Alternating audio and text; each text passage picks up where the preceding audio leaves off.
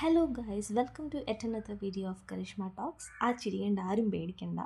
വഴിയിൽ വെച്ച് പെട്ടെന്ന് സംസാരിക്കാൻ തുടങ്ങിയപ്പോഴത്തേക്കും എൻ്റെ ഹസ്ബൻഡ്, അതായത് നമ്മുടെ ക്യാമറാമാൻ, ഒന്ന് പതറിപ്പോയതാണ്. അത് കണ്ടിട്ട് എനിക്ക് ചിരി വന്നു പോയി. പുള്ളി കുറച്ച് ഇൻട്രോവേർട്ടാണ്. അപ്പോൾ ഇന്ന് നമ്മൾ പോകുന്നത് ബൺ മസ്കയും ഇറാനി ചായയും കുടിക്കാനാണ്.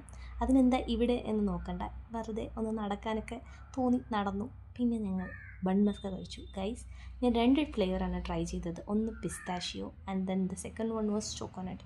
Pistachio, I highly recommend pistachio. It was so delicious. Then we tried coconut. Coconut was nice, but pistachio was too good, guys. Everyone must try it.